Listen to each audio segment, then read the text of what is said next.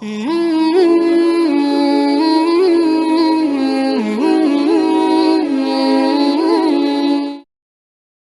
pagi, Assalamualaikum warahmatullahi wabarakatuh. Pada kesempatan kali ini saya akan membahas tentang 7 persiapan wajib jadi YouTuber. Nah, persiapan ini adalah hal-hal yang harus kamu siapkan sebelum kamu jadi YouTuber. Apa aja persiapannya? Oke, langsung aja kita mulai dari yang pertama. Persiapan pertama adalah kamu harus punya tujuan. Jadi kalau kamu ingin jadi YouTuber, kamu harus punya tujuan. Tujuanmu itu apa? Misal, kamu pengen jadi YouTuber itu untuk sharing atau untuk sekedar berbagi, atau tujuanmu itu untuk mendapatkan uang, atau pengen terkenal, atau ingin sekedar bersenang-senang aja. Jadi kamu harus tentukan. Nah, ini adalah beberapa contoh tujuan orang-orang jadi YouTuber. Biasanya orang yang sukses itu yang tujuannya itu untuk berbagi atau sharing. Karena apa? Kalau tujuanmu untuk dapat uang, memperoleh uang dari YouTube itu lama. Jadi teman-teman saya aja yang udah dapat income dari YouTube itu biasanya peninjauannya itu lebih dari 3 bulan. Misal peninjauan 5 bulan. Sebelum peninjauan, itu ada syarat yang harus kamu lengkapi. Yaitu apa? Yaitu minimal channelmu punya 1000 subscriber dan 4000 jam tayang. Misal untuk membutuhkan syarat tersebut, kamu butuh waktu 3 bulan. Berarti untuk mendapat uang pertama dari YouTube, itu kalau semuanya berjalan lancar, adalah 8 bulan, yaitu 3 bulan untuk memenuhi syaratnya, dan 5 bulan itu untuk menunggu di ACC. Biasanya kalau orang seperti itu nanti masih 4 bulan atau 5 bulan, karena tujuannya uang, dan selama 5 bulan itu nggak dapat uang, dia akan vakum, nggak ngelanjutin channel tersebut lagi. Kemudian kadang ada orang juga yang pengen terkenal. Biasanya yang kayak gini itu nggak bertahan lama. Kenapa kayak gitu? Karena biasanya saat awal-awal pengen bikin video itu bersemangat sekali. Dia sering upload, misalkan sehari 1, nanti besoknya sehari 2 atau 3. Setelah sebulan upload terus, ternyata trafficnya dapatnya kecil. Ternyata yang ngelihat channelnya itu sedikit. Nah, biasanya kalau udah kayak gitu, nanti orangnya udah males, udah frustasi, dan akhirnya vakum di YouTube. Nah, untuk yang terakhir biasanya orang itu motivasinya ya hanya pengen sekedar bersenang-senang aja. Misal, saya ingin bagiin pesta ulang tahun saya, nanti saya upload. Saya ingin bagiin ulang tahun anak saya, atau anak saya lagi berwisata, itu upload. Biasanya yang kayak gitu itu seringnya nggak konsisten. Jadi upload itu cuma pas ada momen-momen tertentu aja, pengen senang-senang aja. Nah, biasanya yang kayak gitu nggak tahan lama. Nanti lama-kelamaan, sebulan, 2 bulan dia akan vakum. Nah, biasanya yang bertahan lama jadi YouTuber dan yang biasanya sukses itu yang tujuan awalnya untuk sekedar berbagi atau sharing.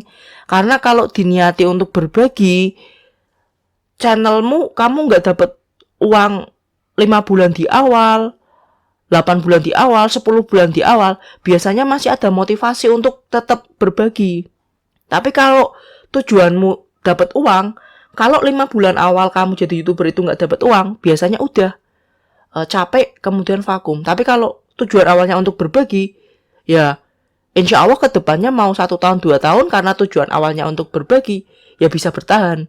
Dan syukur-syukur nanti dapat uang, maka itu akan lebih seneng ya. Jadi saran dari saya, kalau kamu emang pengen jadi YouTuber, tujuan awalnya itu untuk berbagi atau untuk sharing. Jadi kalau misalkan dapat uangnya dalam jangka waktu yang lama, misalkan 5 bulan atau 1 tahun, kamu nggak apa-apa, karena tujuan awalmu emang untuk berbagi. Nah, misalkan ini, saya punya channel namanya ini,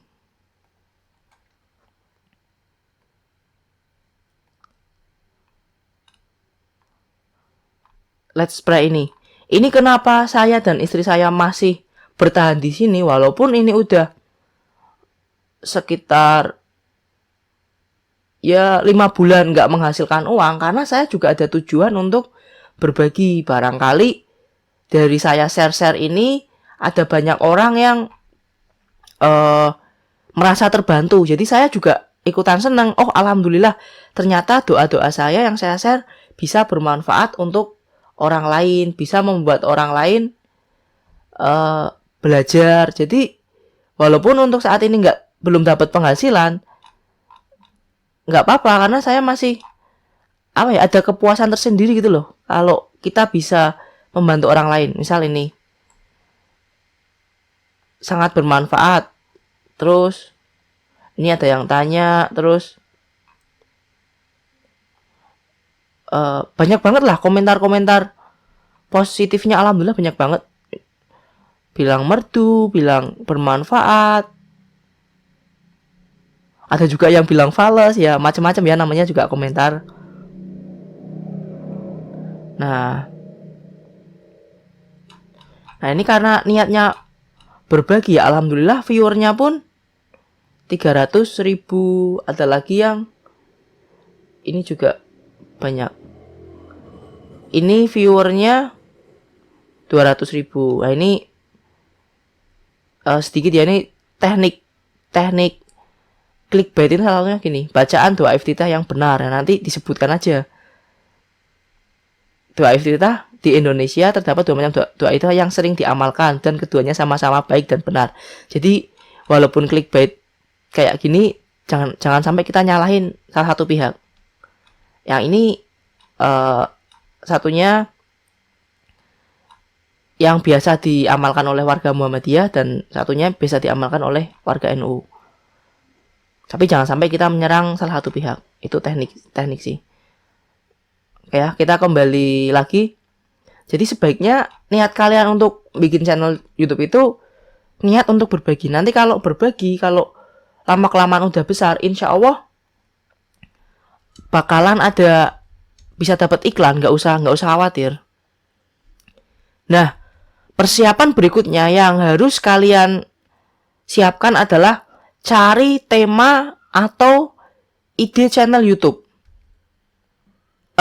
Ada tiga tips untuk mencari tema atau ide dari sebuah channel YouTube yang akan kamu buat. Yang pertama, cari tema yang kamu sukai. Misalkan hobimu. Kalau kamu suka hobi badminton, ya udah bikin aja channel YouTube seputar badminton. Nanti nggak akan berat, karena kamu bisa sharing sekalian tips trik, misalkan mukul bola, tips trik smash, itu nggak akan berat. Selain yang kamu sukai, cari yang kamu kuasai. Cari tema atau ide channel YouTube.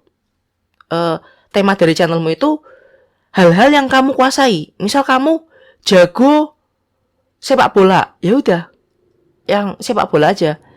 Nah, yang berikutnya adalah yang jadi nilai tambah. Ini bisa kamu pertimbangkan, tapi jangan diutamakan ya. Cari yang target pasarnya itu ada dan kompetisinya ringan. Nah, kita bahas dari yang kamu sukai dulu. Kalau kamu suka suatu hal, misalkan kamu suka drone, walaupun kamu belum jago dalam hal main drone atau perbaikan drone atau teknik rekam pakai drone, itu nggak apa-apa. Asal kamu suka, kamu nanti bisa belajar sambil bikin video-video di channel YouTube-mu. Makanya nomor 1 yang perlu kamu timbangkan dalam membuat tema atau ide channel YouTube itu hal-hal yang kamu sukai, terutama hobimu. Walaupun kamu di situ belum terlalu bisa. Kalau kamu di situ jago, misalkan kamu udah kuasai, udah jago, tapi kamu sekarang udah nggak suka, ya nanti kalau dipaksakan nggak maksimal. Bisa jadi masih 3 bulan, 4 bulan udah kesulitan karena kamu udah nggak suka. Jadi akhirnya vakum. Makanya cari ide yang tema-tema yang kamu sukai. Misalnya dari hobimu. Berikutnya, cari tema atau ide yang kamu kuasai. Ini bisa kamu pertimbangkan. Misal kamu jago renang ya. Renangmu itu cepet banget, sampai ikan aja kalah. Ya udah, kamu jadiin aja. Misalkan nama channelnya berenang bareng, namamu misalkan Andi, berenang bareng Andi, atau jago renang, terserah kamu brandingnya gimana. Jadi kalau kamu kuasai, kamu udah jago di bidang tersebut, kemudian dibikin channelnya, biasanya orang-orang akan tertarik melihat channelmu, karena dia akan belajar dari orang yang udah pandai, dari orang yang udah pro. Kalau kamu suka renang, ya nanti orang-orang itu ngerasanya dia ngelihat channelmu itu seperti dia sedang belajar renang sama pelatih yang udah profesional, seperti itu. Nah, poin yang terakhir yang ya bisa dipertimbangkan atau jadi bonus adalah pilih yang target pasarnya besar dan persaingannya mudah. Tapi usahakan yang persaingannya mudah. Ini bisa jadi referensi ya, walaupun bukan referensi utama, bukan ini. Walaupun misalnya nih, kamu jago masak, kamu suka masak, kamu pintar masak, tapi di target pasarnya ini persaingannya udah sangat sangat besar. Ya udah nggak apa-apa, kamu tetap aja yang masak itu. Walaupun persaingannya yang sulit, tapi kalau kamu suka masak, kamu jago masak, bikin aja tentang masak. Karena ini sebagai nilai plus aja. Nah, tak kasih tahu gimana sih cara riset target pasar, nyari tema yang saingannya sedikit tapi trafficnya ada yang nyari tuh. Nah, kita coba ya. Kita buka YouTube. Misal kamu pengen bikin channel cara masak, tentang masakan ya. Cara masak.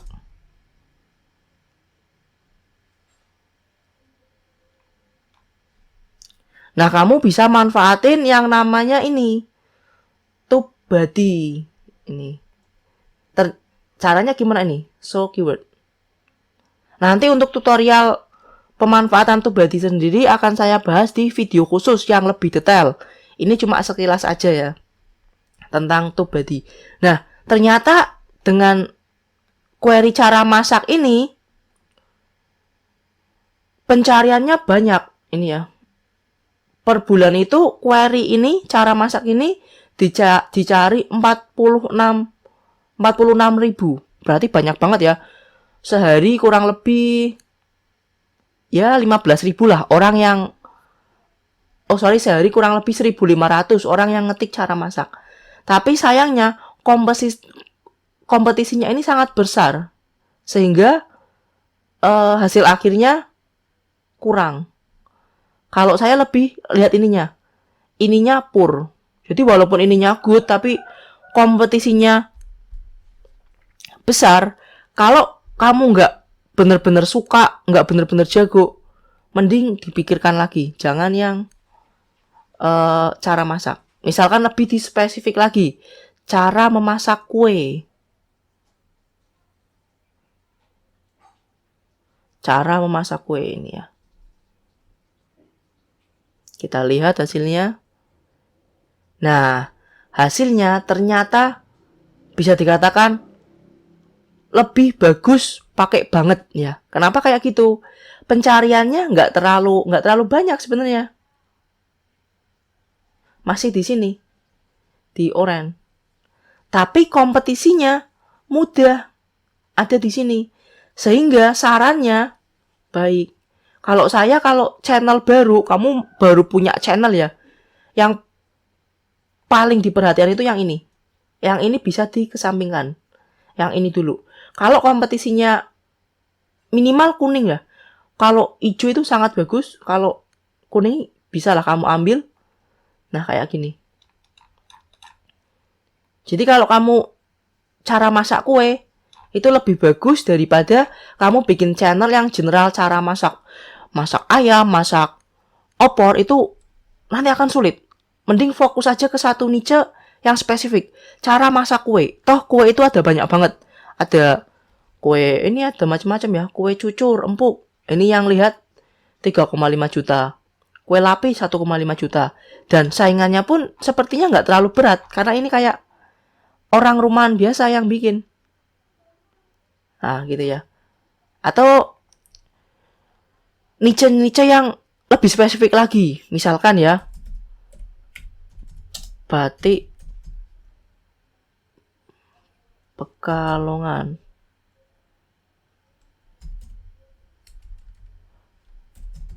Misal ini batik Pekalongan. Oh, ternyata ini apa ini? Musik-musik semua ini.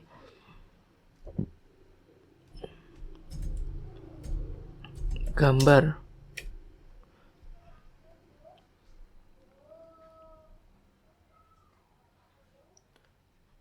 Oke ya.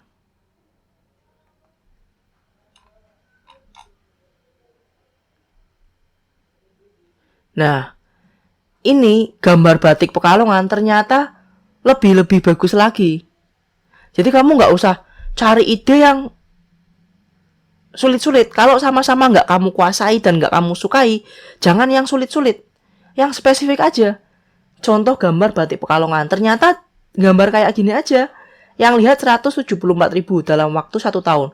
Dan kompetisinya ternyata berada di level yang ini, hijau atau sangat baik lah. Jarang-jarang kompetisi itu hijau seperti ini. Ini bagus. Nah ini. Sketsa gambar batik Pekalongan, ini sedikit ya. Motif batik Pekalongan ini lumayan. Cara membuat batik pola sederhana. Nah, kamu yang simpel-simpel kayak gini aja, 1 menit. Misalkan nama channelnya belajar batik.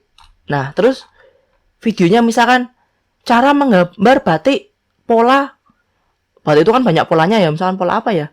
Saya kok nggak tahu, nggak terlalu paham. Tapi setahu saya itu ada banyak, ada macam pola apa yang kayak Cirebon itu kan punya pola sendiri, Pekalongan punya pola sendiri. Nah itu dijelasin aja cara menggambar batik Cirebon, menggambar batik Pekalongan, menggambar batik Jogja. Itu kan banyak banget.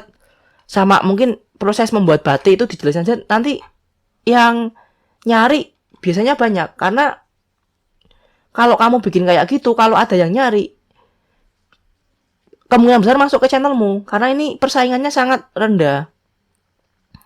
Nah, itu adalah cara kamu riset pasar itu seperti itu. Cari yang persaingannya rendah dulu. Karena kamu channel baru. Kalau kamu channelnya udah lama atau kamu artis, ya nggak perlu target pasar, nggak perlu riset yang kompetisinya mudah. Terserah kamu bikin apa, namanya artis juga gampang itunya, gampang peguannya. Nah kalau seperti kita nggak punya nama apa-apa, ya sebaiknya cari yang kamu sukai, cari yang kamu kuasai, dan target pasar kamu riset. Kompetisinya berat nggak? Kalau nggak berat, kuning atau hijau, ambil aja. Tapi kalau merah, tanya lagi, kamu benar-benar suka nggak? Kamu benar-benar jago nggak? Kalau benar-benar suka dan jago, ambil aja nggak apa-apa. Kenapa saya saranin ambil? Karena kalau kamu suka dan kuasai, kamu bisa konsisten di niche tersebut, di tema tersebut. Nah, persiapan jadi YouTuber berikutnya itu yang poin ketiga adalah peralatan. Minimal kamu punya HP untuk recording, dan kalau kamu butuh, tergantung sih ya, ini peralatan itu tergantung kamu channelnya seperti apa. Kalau kamu channelnya pendidikan yang ada orangnya, ada gambarnya, berarti gambarnya kamu tangkap pakai HP-mu aja. Kemudian kamu beli, misalkan suaranya biar terdengar jernih, bagus. Nah kamu cari ini aja, BM800. Channel saya yang ini, Let's Play ini, dulunya juga modal cuma mic BM800 sama, nah ini harganya ya, ini kurang lebih modalnya cuma 200 ribuan ini ya. Ya tergantung di dalamnya lah isinya apa aja. Kalau yang paket yang kayak gini ya isi harganya 198. Tapi kalau kayak gini ini udah cukup, karena yang dulu yang saya manfaatin itu cuma mic ini, kabelnya ini sama ini. Ini nggak tak manfaatin, walaupun dapat tapi nggak tak manfaatin. Jadi kalau kalian beli paket yang ini udah cukup. Kalian cuma perlu nambah ininya aja, USB sound card. USB sound card itu yang seperti ini. Ini harganya sekitar 15.000 kalau nggak salah.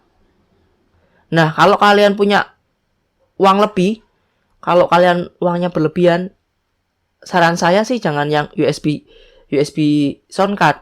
Kalau BM800-nya masih tetap ini ya, harganya 200 ribuan kurang lebih, paket yang seperti ini. Ininya nggak apa-apa karena saya juga ini di awal seperti itu aja. Kamu beli ini audio interface. Kalau uangmu ada, harganya macam-macam dari 500 ribuan sampai jutaan. Tapi kualitas suaranya jelas berbeda lah. Cuma kalau kamu yang standarnya aja ya, yang uangnya hemat tapi hasilnya bagus, viewernya, penontonnya nggak pada komplain, itu paket yang ini. Dulu saya bikin video-video ini itu yang awal ya, dari semua ini semua ini ya, dari video yang atas ini sampai video yang bawah ini, modalnya masih modal yang 200 ribuan ini, plus USB sound card tadi yang 15 ribu. Viewernya ya bisa banyak, ini 300 ribu, 200 ribu, 86 ribu, ya macam-macam ya. Viewernya 3 ribu. Dan rata-rata komplainnya bagus, bilangnya suaranya jernih, merdu, itu relatif bilang seperti itu. Jadi untuk peralatan, kalau kamu pengen standar, ya kameranya pakai HP. Kalau saya malah nggak pakai HP karena videonya dari video cuplikan-cuplikan yang bebas lisensi. Nanti suatu saat akan saya ajarin gimana cari video yang bebas lisensi. Kemudian peralatannya sampai video yang tadi tak lihatin itu cuma menghabiskan 200 ribu. Nah, persiapan berikutnya adalah ilmu. Walaupun peralatannya sederhana, kalau kamu ilmunya jago editing, itu bisa menunjang banget. Jadi bisa, walaupun suaranya jelek istilahnya ya, tapi kalau editingmu jago, itu suaranya bagus. Misal nih kamu moto orangnya jelek, tapi ilmu Photoshopmu jago banget, ya bisa aja jadi kayak cantik banget, itu bisa. Makanya ilmu juga harus kamu persiapkan sebelum jadi YouTuber. Nah, persiapan yang kelima adalah atur waktu. Luangkan waktu secara konsisten. Misalkan kamu luangkan waktu di hari Sabtu atau di hari Minggu. Buat apa? Buat produksi konten. Jangan sampai kamu produksinya hanya di sebulan 2 bulan pertama aja. Besoknya kamu nggak ngeluangin waktu sama sekali. Akhirnya kamu vakum karena nggak ada traffic, nggak ada video baru. Nah, kamu dalam meluangkan waktu itu harus konsisten. Dan kamu juga dalam upload harus konsisten upload pada waktu-waktu tertentu. Kenapa uploadnya harus konsisten pada waktu-waktu tertentu?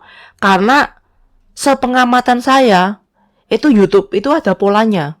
Kalau pertama kali kamu upload dalam jangka waktu ya kurang lebih 1 hari awal atau sejam 2 jam awal, kalau view-nya bagus, nanti disaranin di beranda-beranda orang yang buka YouTube. Kalau masih bagus dalam waktu sehari, nanti disarannya lebih banyak lagi. Kemudian kalau 2 hari itu masih bagus lagi, nanti bisa jadi kayak viral gitu.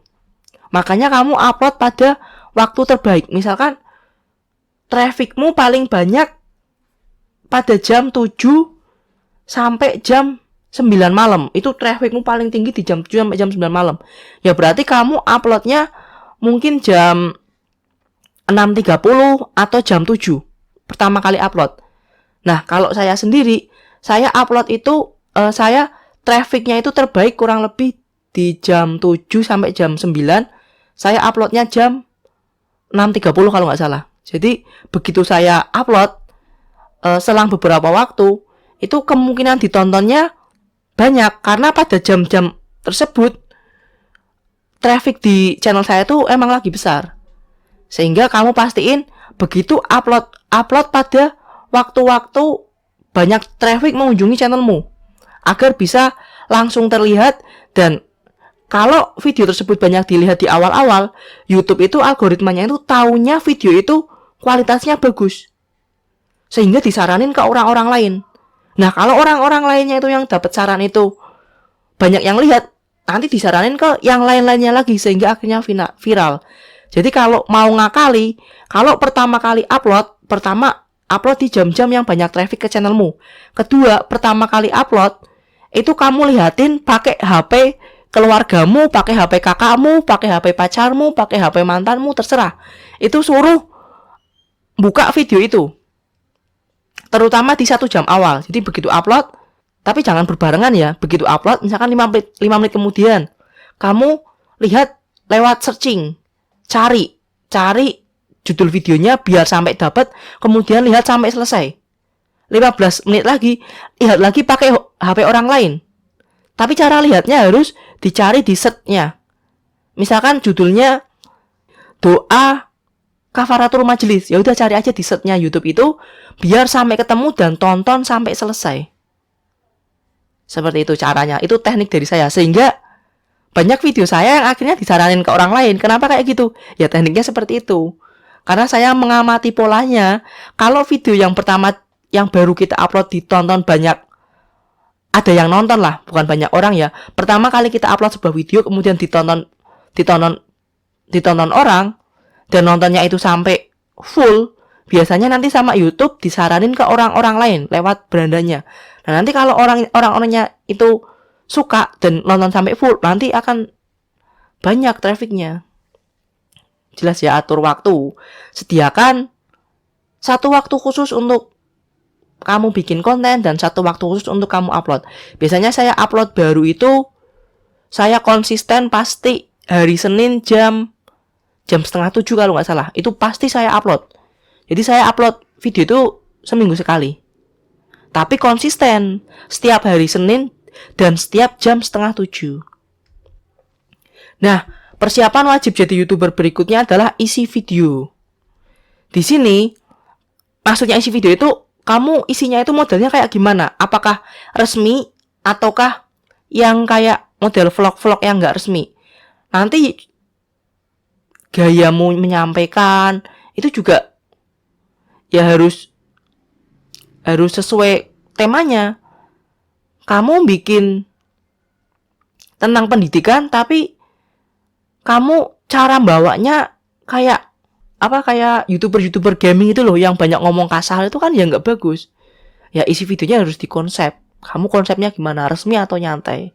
Kemudian tips dari saya, buat video yang bermanfaat dan lengkap agar orang itu tahu kalau orang mau nyari sesuatu tema itu langsung ke channelmu. Kenapa ke channelmu? Karena channelmu udah videonya itu pasti bermanfaat, nggak yang bertele-tele dan lengkap. Kemudian saran saya, kalau kamu model pendidikan atau vlog itu bikin 20 detik di awal itu yang paling menariknya. Jadi kayak misalkan videomu ada 1 jam ya, ada 1 jam. Ada momen di tengah-tengah itu selama 1 menit itu yang menurut kamu paling menarik. Nah, itu dipotong 20 detik taruh di awal. Jadi biar orang-orang begitu buka langsung penasaran, pengen lihat momen tersebut. Nah, nanti akhirnya karena dia udah penasaran, lihat sekilas di 20 detik awal tadi, nanti dia penasaran dan nungguin selama 1 jam itu dia nonton terus. Dan akhirnya view-mu itu persentase ditontonnya itu besar. Jadi misalkan gini ya. Ini misal aja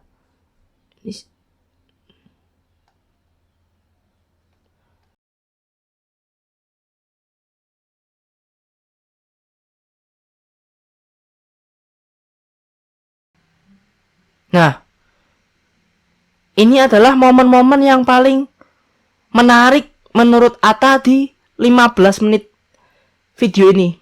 Dia momen-momen yang paling menariknya taruh di awal. Biar apa? Biar orang penasaran. Jadi akhirnya kalau misalkan momen menariknya itu ada di sini, ya dia akan lihat terus sampai sini, sampai akhir. Jadi seperti itu ya tekniknya ya. Kemudian ingatkan untuk like, subscribe, dan share. Itu juga bermanfaat untuk perkembangan channelmu. Jadi di video-videonya ingatkan, bisa dengan tulisan atau dengan suaramu seperti Ata tadi. Nah, persiapan yang ketujuh yang paling wajib itu mulailah. Kalau kamu ada satu komponen persiapan ini yang belum bisa kamu penuhi secara maksimal, itu nggak apa-apa. Yang penting kamu mulai dulu. Karena kebanyakan orang itu sukanya menunda-nunda. Ya termasuk saya. Bikin kontennya besok lagi. Ya nanti akhirnya udah semakin kesana semakin sulit. Kenapa semakin sulit? Karena semakin banyak video yang udah menduduki peguan. Dan channel yang di peguan itu udah yang besar-besar. Jadi kamu akan semakin sulit untuk bersaing. Sehingga persiapan yang terbaik ya udah mulai dari sekarang. Ini di sini ada 7 persiapan. Kalau ada yang kamu belum bisa penuhi secara maksimal, nggak apa-apa. Yang penting mulai sekarang kamu mulai. Jangan menunda-nunda.